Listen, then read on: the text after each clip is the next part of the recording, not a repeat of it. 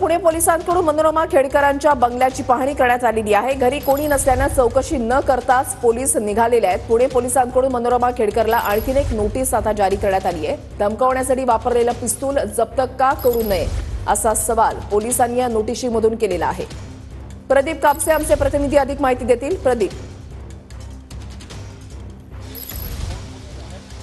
वृषाला अगदी बरोबर आहे। खरं तर काही वेळापूर्वी पुणे पोलिसांची एक टीम जी आहे ती मनोरमा खेडकर यांच्या बंगल्याच्या परिसरामध्ये आलेली होती आणि घरामध्ये कोणी आहेत का चौकशीसाठी पाहण्यासाठी पुणे पोलीस आले असता घरामध्ये कोणतीही व्यक्ती जी आहे ती आढळून आली नाही। त्यानंतर पुणे पोलीस जे आहेत ते या ठिकाणाहून निघालेले आहेत। काल आपल्याला माहिती की पुणे महानगरपालिकेने एक नोटीस जी आहे त्या अतिक्रमणाच्या संदर्भात दिलेली होती, मात्र पुणे पोलिसांकडून आणखी एक नोटीस जी आहे ती मनोरमा खेडकर यांना देण्यात आल्याची माहिती आहे।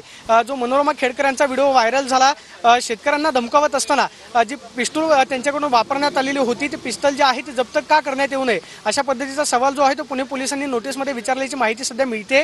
मात्र घरामध्ये कोणतीही व्यक्ती सध्या पाहायला मिळत नाही, त्यामुळे पुणे पोलीस या ठिकाणी आले आणि त्यानंतर पुणे पोलिसांनी घरामध्ये कोणी नसल्याचं लक्षात आल्यानंतर पुणे पोलीस या ठिकाणाहून निघून गेलेले आहेत। मात्र मनोरमा खेडकर त्याचबरोबर खेडकर परिवारातल्या लोकांशी पुणे पोलिसांकडून संपर्क जो आहे तो साधला जातोय। त्यांची ऑडी कार जी आहे ती याच बंगल्यामधून खरं तर पुणे पोलिसांनी जप्त केली होती, मात्र चालकानं ही कार जी आहे स्वतःहून पुणे पोलिसांच्या ताब्यामध्ये दिली। मात्र सध्या घरामध्ये कोणीही नाहीये। मात्र एक नोटीस आहे। धन्यवाद प्रदीप दिलेल्या सविस्तर माहितीसाठी।